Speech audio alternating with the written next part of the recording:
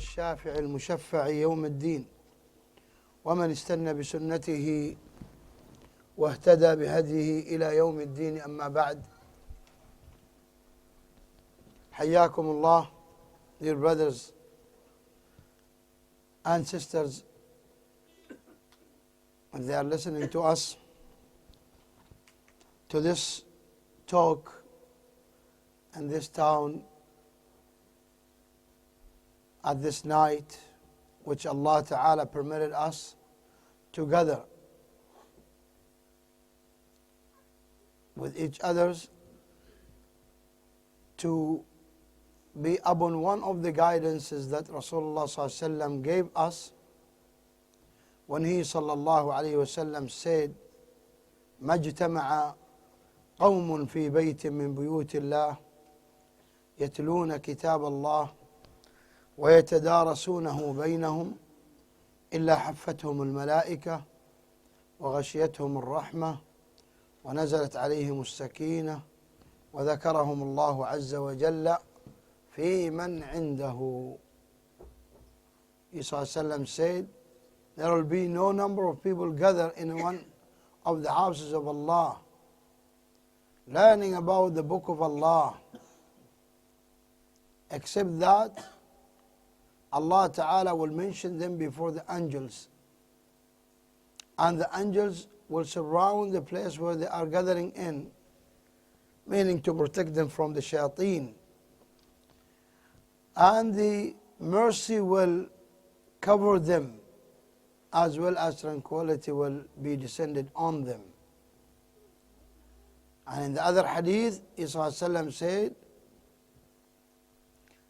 that Allah Ta'ala at the end of the majlis will tell the angels, I take you as witnesses that I forgive them all. The angel would say then, but they had so and so who is not of them. He did not come for seeking knowledge. He might have come to see someone for any other reason, but not seeking knowledge. Then Allah Ta'ala said, they are the people who anybody said to them would never be unpleased. So may Allah Ta'ala make us from those who establish such gatherings sincerely for the sake of His and following the guidance of Rasulullah Sallallahu Alaihi Wasallam, who said, إذا مررتم برياض الجنة فارتعوا. If you pass by the gardens of the Jannah, then irta'u. Irta'u in Arabic means spend the best time of yours there and eat as much as you can. You know, in the picnics, as the brothers of Yusuf alayhi salam said to their fathers, أرسله معنا غدا يلعب ويرتع. يلعب, to play. Yarta means to eat, not like normal, unlimited. When you are in the picnic, you may eat more than the normal times. So the Prophet ﷺ is inviting us to this gatherings, and he is naming this ilm that you take as the food that you eat as much as you can on the picnic. Now you are like in a picnic because as you see, only calmness, only tranquility, only love that is here with each others. We have no hatreds, we have no fightings, we have no any enmity, but we all are brothers. Like if we are just on a picnic and you are seeking of the knowledge as much as you can. What the Prophet ﷺ meant by that means don't get yourself involved in anything other than seeking knowledge. Take as much as you can. Take as much as you can. Pay attention. Don't talk. Don't get, busy with your phone. But focus. And try to, if you can't memorize, try to remember what is said. If you can't, then write down whatever points that are either new to you or maybe unclear to you, so you want to ask about them at the end of the talk. By the way, I'm somebody who's not that qualified to answer questions, but if would, I prefer them written. I don't accept verbal questions, and I don't accept questions off table. Meaning after we finish, please, no more questions by the door, by the car, by the way, by the corridor. Questions got to be here so everyone benefit. Private questions, you get the email, ilmforall@hotmail, ilmforall@hotmail.com. Private questions, right? So the Prophet ﷺ is inviting us to these gatherings. Today's topic is one of these guidances that Rasulullah ﷺ gave us. And he meant us with it. He meant us, people of this time, people of this eras. Not those, the companions. This speech wasn't given for them, rather it's for us. Because he ﷺ said, the one who's holding upon my sunnah in the times where the Muslims, where the ummah go misguided and be corrupted, then he is the one who is holding the burning coal. He is the one who is holding the burning coal.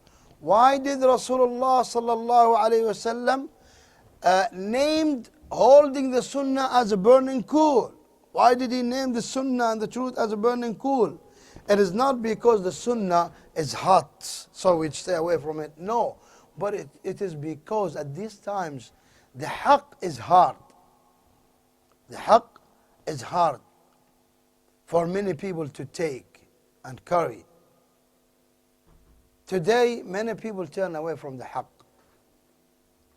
The Muslims already exceeded the 1 billion number. The 1 billion figure, they already exceeded that. But how many of them are holding the burning coal? You check their hands, you see no any burning signs on there or spots. Why? Because they are holding the cube of ice, not the burning coal. They are holding the ease, not the difficulties. And the Jannah is surrounded only with difficulties, as Isa said. While the hellfire is surrounded with ease and desires. Desires. So, the saying of the Prophet ﷺ, those who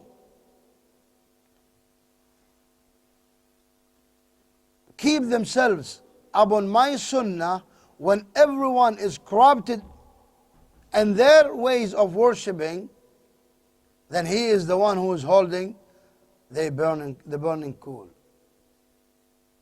And in other hadith, he will be given the reward of shaheed, martyr.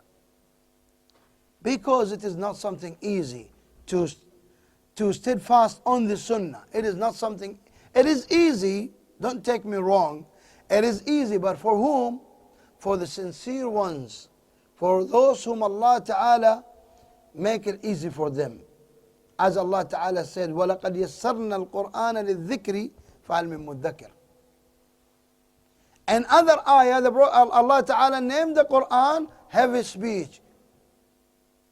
Allah Ta'ala said, as in Surah Al-Muzammil, إِنَّا سَنُلْقِي عَلَيْكَ قَوْلًا ثَقِيلًا. So in this ayah, in Surah Al-Muzammil, Allah Ta'ala said, it is a heavy speech. But in the other ayah, Allah Ta'ala said, وَلَقَدْ يَسَّرْنَا الْقُرْآنَ لِلذِّكْرِ. We made Quran easy for those who want to remember. But for those who want upon what? Sincerity. Upon sincerity. Because it is not only to memorize the Quran, but rather to benefit yourself from the Quran, to make yourself upon the guidances of Quran. But if you recite the Quran and memorize the Quran and you act away from it, that is not correct, akhi. That is not correct. And it is not how much you memorize, rather how much you stick to the guidance of the Quran. As one day, I came to a mosque to give a lecture, to give a talk. And I saw the Imam wearing Western suit. That was in Saudi, back home in Jeddah. He has PhD in engineering. And mashallah, he's doing good. Don't take me wrong. He's teaching the people Quran. This was a workplace, a company. And he was teaching people Quran every day after Dhuhr. Halaqah of Quran, teaching them the good pronunciation, recitation. But I saw him in a complete Western suit with long trousers below the ankles. So I came to him, close between him and I, before Salah. I said, Assalamu alaikum. He welcomed me, mashallah. Once I said, Akhi, your trousers are too long, just between him and I. He immediately turned to me, so angry, and said, how much Quran you memorize? I memorized the whole Quran. You memorized the whole Quran? I said, Akhi, calm down. He said, no, tell me, how much Quran you memorized? I said, Akhi, it is not how much you memorize, it is how much you act upon. How much you act upon. As the Prophet ﷺ said, how many people reciting the Quran and the Quran cursing them? Because they recite the Quran, but they don't go with the guidance of it. That's bad. Likewise, the Sunnah. That is the meaning of holding the burning coal. It's not only to know the Sunnah. Today, as you see behind me, on my right, on my left, shelves of books. Billions of books today. Translated in many languages. Translated in many languages. You go to the internet, many websites in any language you want. You open the TV channels, many Islamic, as they say, TV channels. Right, where is the advantage? Why we don't see it on the people? Why we see this split and a massive number of Muslims, but they are even more weaker than before. No one care about Muslims. No one consider them. Why? Strength doesn't come from numbers. Strength comes from sincerity and serious stick to the Quran and Sunnah.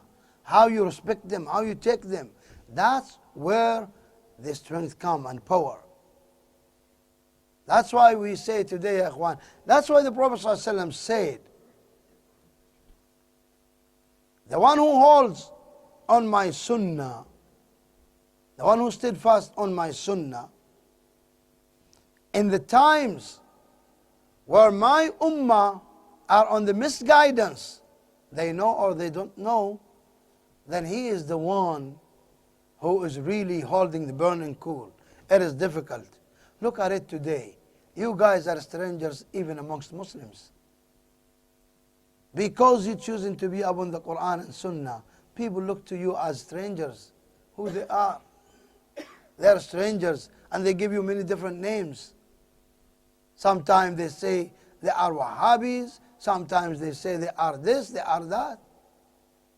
All of this because you guys want to be upon the Quran and Sunnah. We say to all, let's go back to a middle way, Quran and Sunnah. We are Muslims. The only nation has Quran and Sunnah is Ummah of Islam. If we don't go back to these inheritance, then where is our identity? Our identity as Muslims is the Quran and the Sunnah. How far we are with it. How far we are with it. That's how we need to be, Ikhwan. So, To hold on the burning coal means to hold on the sunnah of Rasulullah sallallahu alaihi wasallam. To hold on the sunnah of Rasulullah sallallahu alaihi wasallam means you be upon the, as he sallallahu alaihi wasallam said when he described the nations, he said that the Yahud were split into 71 groups. One in the Jannah and 70 in the hellfire. The Nasara, the Christians, split it into 72 groups. One in the Jannah, 71 in the fire. This one from the Yahud, this one of the Nasara, finished, not today. No more today, no more. Don't think that there's still one be until today. No, no, no. No more. This one was during the lifetime of their prophets and messengers. But not after Muhammad was sent. After Muhammad was sent, it is either Islam or hellfire. No way. As he said, وَالَّذِي نَفْسِي بِيَدِهِ لا يسمع بي أحد من هذه الأمة يهوديا كان أو نصرانيا ثم لا يؤمن بي إلا أدخله الله النار. There will be no one of this ummah. Ummah means whole mankind living from the time of Muhammad ﷺ until the day of resurrection. All of them. And then he said, whether he is Christian or Jew, and he does not believe in me, Allah will put him in the fire. Means no religion to be accepted after Muhammad ﷺ was sent but Islam. But Islam. As Allah Ta'ala said, وَمَنْ يَبْتَغِ غَيْرَ الْإِسْلَامِ دِينًا فَلَنْ يُقْبَلَ مِنْهُ. Whoever wishes to take other religion other than Islam, then it is not going to be accepted from him. And this Islam is the Islam that Allah Ta'ala sent Muhammad ﷺ with.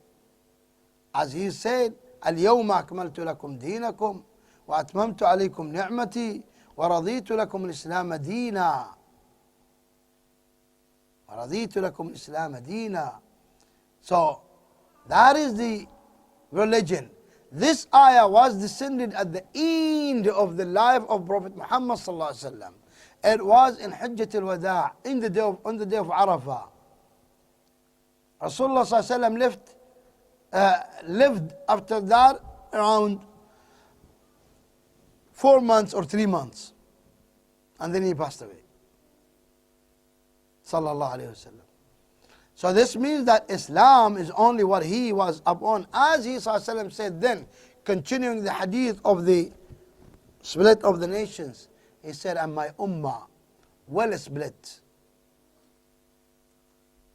Is this a news that can be true or false, or it is a revelation? Ikhwan, what is it you think? Revelation, right? Because Allah said, لا ينطق عن الهوى. He, Muhammad sallallahu alaihi wasallam, never speak out of his own desire. إنما هو وحي يوحى.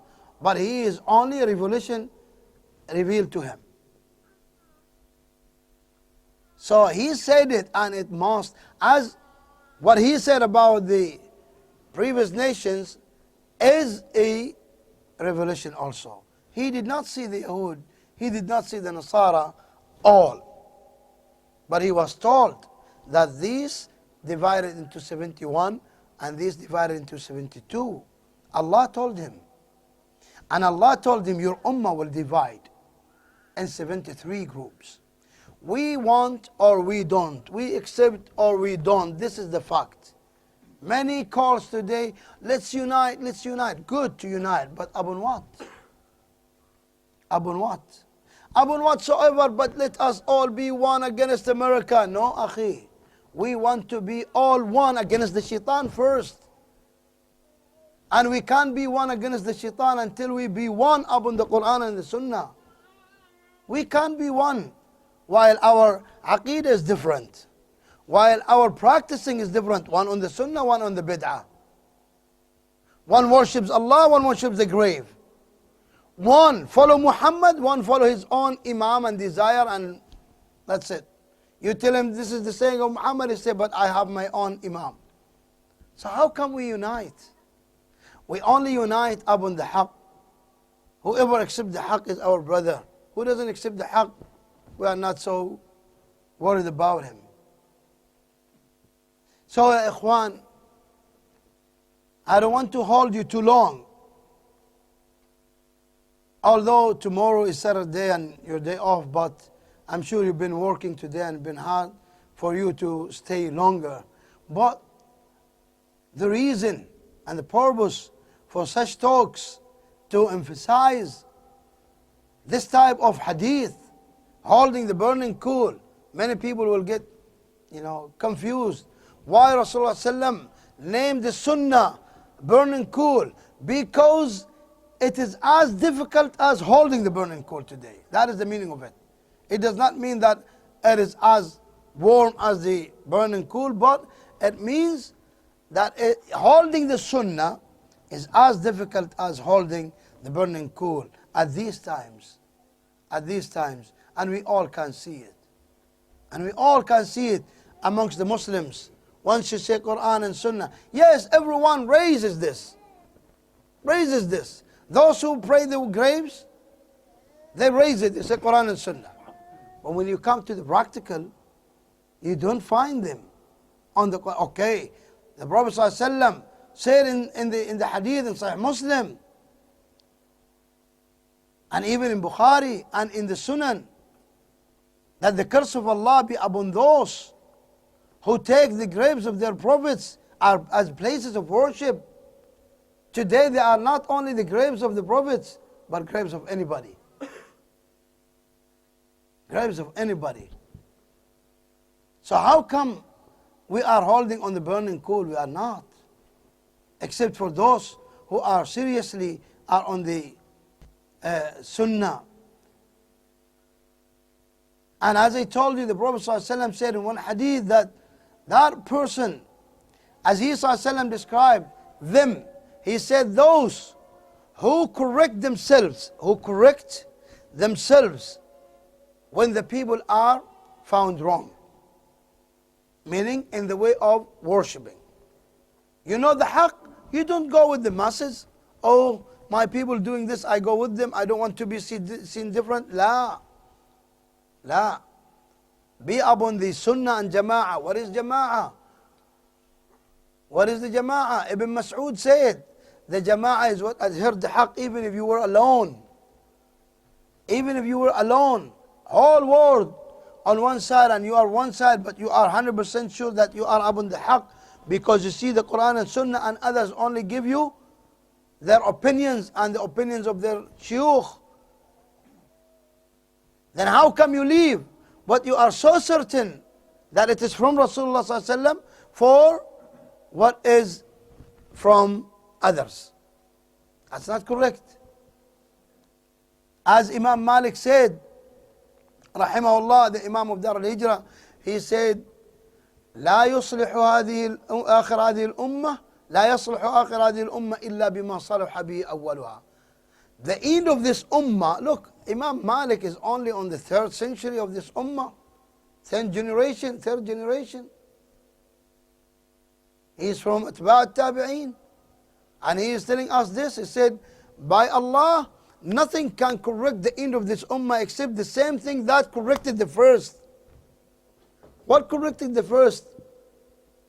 It is holding the Quran and the Sunnah, Tawheed. That is as Allah Ta'ala said, وَاعْتَصِمُوا بِحَبْلِ اللَّهِ جَمِيعًا. And hold fast on the robe of Allah, you all. What is the robe of Allah? The Quran and the Sunnah. The Quran and the Sunnah. So we need to be always upon the Quran and the Sunnah. And the Quran and the Sunnah, some of our youth come to understand something strange. They say, Halas, we don't take no statement of any alim. We just go to the Quran and read it and understand. We go to the Sunnah, read it and understand, and that's it. So instead of we have So instead of, we have certain number of imams, like maybe millions, alhamdulillah, we have thousands of imams in the history of Islam. But now we have millions. Why? Because every young person, every person wants to be the imam of his. He can go to the Quran and take what he understands. La, that's wrong. It is the Quran and the Sunnah upon the understanding of the companions of Rasulullah sallallahu alaihi wasallam, how they understood it. We have to go by their understanding, because they were the perfect ones after the prophets and messengers. So we see how did they understand the Quran and the Sunnah. And then we understand it and take it the way they did. Not to go independently and take the Quran and read it and say we understood it. Okay, what do you understand? He understood this way. This one understood this way. That understood this way. That's wrong. That's wrong. If we understand the Quran and the Sunnah properly, it never leads us to deviations and split. But it brings us to unity. It brings us to unity. So, ya ikhwan, holding on the burning coal means to hold on the Sunnah. Holding on the Sunnah, it means that you correct your actions, your sayings, on two things. You always have two questions asked to yourself. Ask to yourself. First one, before you say or do anything, ask yourself, why I am doing it? Is it for the sake of Allah? Is it sincerely? Or I just want to show that I have knowledge, or I am the one? If this is the fact, then fear Allah and go back, as you are going on the misguidance. And the shaitan now is leading you, because that's what he wants. He wants you to show off. He wants you to be insincere with your Lord. And any worship based on insincerity is not going to be accepted. And not only that, it's going to be punished severely. Because there now, the person is practicing shirk. Practicing shirk. Because shirk is not necessarily to worship the grave, because many people think that shirk is only to worship idol or grave or la. Allah Ta'ala said, أَفَرَأَيْتَ مَنِ اتَّخَذَ إِلَهَهُ هَوَاهُ. Have you not seen the one who took his own desire as his God? So he does what his desire tells him. That's a problem. So first of all, you examine your intention before you do, not after. Because as they say, the word, you own it before it comes out of your mouth. But once it comes, it owns you. It owns you then. So before you do anything, ask yourself, why I'm doing it? For the sake of Allah. Good. Now, number two, examine it. Is it on the Sunnah of Rasulullah sallallahu alaihi wasallam? Oh, I can't know now. Then don't do it. Wait. Don't do it. Wait. Yeah, but many people doing it. Don't take your religion from many people. You take your religion from one man, Muhammad sallallahu alaihi wasallam. Don't take your religion from many people. This religion is not a religion of numbers, but it is a religion of revelation. So you go back to the Sunnah and see. As it is said, as it is said that Allah Ta'ala does not accept no worshipping action or saying except if it is sincerely, khalisan, sincere, and sawab, means right upon the Sunnah of Rasulullah. The Sunnah of Rasulullah. And Allah Ta'ala concluded that all as in Surah An-Nisa. Allah Ta'ala said, قُلْ إِن كُنْتُمْ تُحِبُّونَ اللَّهَ فَاتَّبِعُونِ يُحْبِبْكُمُ اللَّهُ ويغفر لكم ذنوبكم. Say, O Muhammad, to them all, if you love Allah, you all claim that you love Allah. Okay, if you love Allah, prove it. How can I prove it? Allah Ta'ala told you. فَاتَّبِعُونِي. Love Allah means you are sincere. You claim, we cannot examine your sincerity. No one can examine the sincerity of no one. It's only Allah who can know who is the sincere ones of us, who are not. May Allah Ta'ala make us all from those who are sincere and protect our intentions from going for any other than Allah. But what we can examine is your adherence to the Sunnah. Your adherence to the Sunnah. This we can see in the book of Hadith, and we can see you, if you are doing as the Sunnah of Muhammad ﷺ or not. So, my dear brothers and sisters, if you want to be from those who are promised by this great reward, those who hold up on the burning coal, but this burning coal does not burn them, by the way. They hold the burning coal, but the burning coal does not burn them. Why? Because they are very good slaves of Allah, the Lord of the fire and the burning coal. And as Allah Ta'ala commanded the fire of Ibrahim not to burn Ibrahim alayhi salam, قُلْنَا يَا نَارُ كُونِي بَرْدًا وَسَلَامًا عَلَى إِبْرَاهِيمَ. Not only burden, as the ulama said, Allah Ta'ala said, O fire, be cold and peace for Ibrahim. Now the ulama said, if Allah Ta'ala just said be cold, Ibrahim would freeze. But Allah Ta'ala said, and be peace for Ibrahim. So Ibrahim came walking out of this fire. Fire! They said that a month they were fueling it. For one whole month they were fueling it. Up to limits that the birds flying on air full burned because of the heat. But Ibrahim came off walking. So imagine that.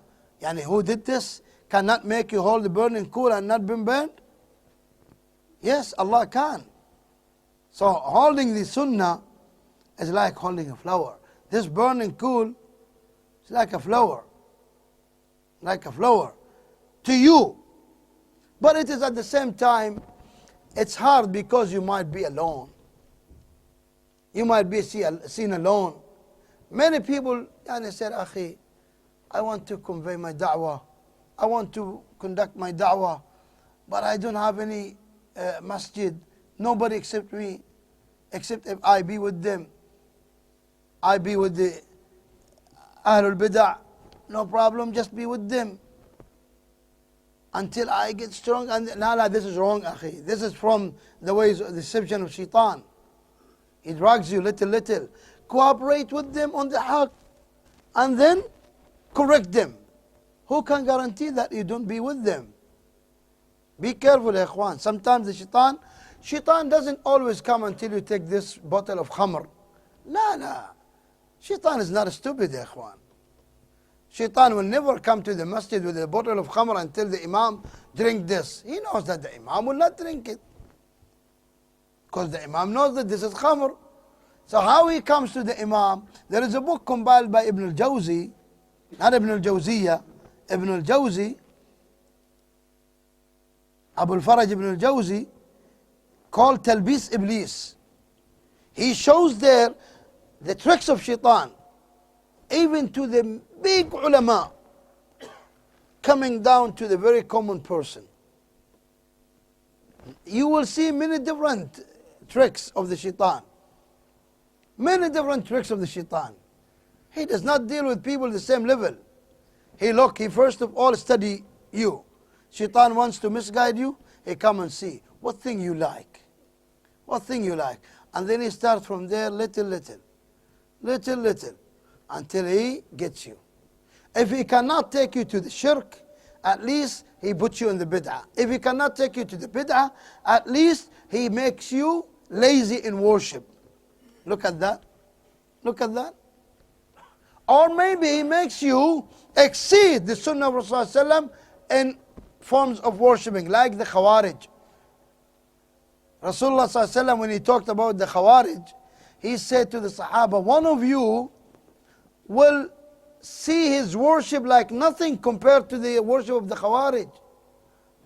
Ibn Abbas, when he went debating them, he returned back and he said, wow, these people are worshippers.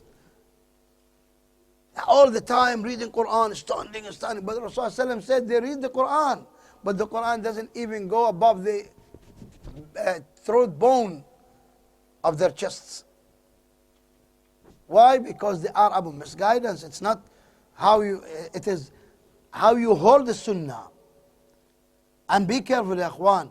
Our main enemy is the shaitan. The shaitan is always alert with you. He is planning, never leave you alone. Never leave you alone. And that's why Allah Ta'ala made it obligatory upon us all to ask Him guidance. 17 times a day minimum. Count with me. You recite Surah Al-Fatiha twice in Fajr. 4 in Dhuhr, this is 6. 4 in Asr, this is 10. 3 in Maghrib, this is 13. And 4 in Isha, that is 17. 17 times you say, Ihdina as-sirat al-mustaqim. Have you ever thought about this statement? Have you ever said it with, present heart, present mind? Thinking that I need the guidance, I need more guidance? That's why Allah Ta'ala made it obligatory upon us to recite this ayah, this surah which contains this ayah, 17 times a day. Because we all need the guidance, not only until we are Sunni or Salafi or until we die.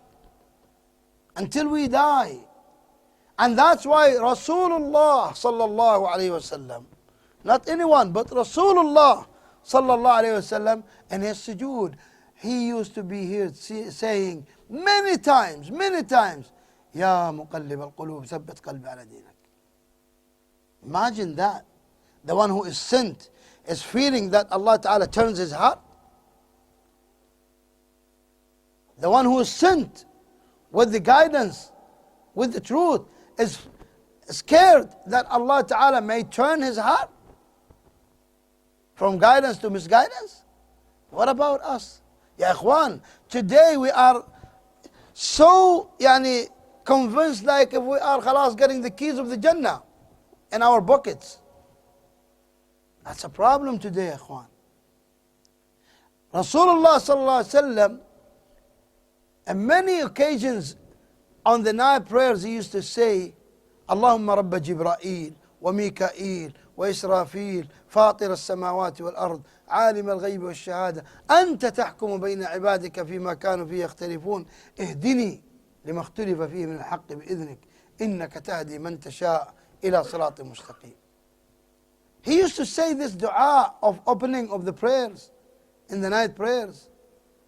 How often we say it? How often we say it? Take it seriously from me. We are way behind this. We very rarely go back to Allah and ask guidance like if we really need it. But we always think that, we are the ones who are guided, we are the ones upon the sunnah, others are, akhi, you ask, protection is only from Allah. مَن يَهْدِ اللَّهُ فَهُوَ الْمُهْتَدِي. And Allah Ta'ala in the Hadith Qudsi says, يَا عِبَادِي كُلُّكُمْ ضَالٌ إِلَّا مَنْ هَدَيْتُهُ فَاسْتَهْدُونِ أَهْدِكُمْ. O my slaves, you all are misguided. So ask me guidance, I'll provide it to you. And you need to keep asking Him until you die. You cannot guarantee that you are succeeding until you die. Until you die. Not before that. Never be before that. May Allah Ta'ala keep us all upon the sunnah and make us from those who are holding the burning cool, and provide us the reward of those who are holding the burning cool. May Allah Ta'ala make us upon the tawheed of His subhanahu wa ta'ala. May Allah Ta'ala purify our intentions to be for His alone. May Allah Ta'ala purify our actions and sayings to be only said and done for Him alone subhanahu wa ta'ala. And may Allah Ta'ala make all of our deeds, righteous deeds, upon the way of Rasulullah sallallahu alayhi wa sallam. Wallahu ta'ala a'lam wa sallallahu wa sallam wa barak ala nabiyyina Muhammad wa ala alihi wa sahbihi.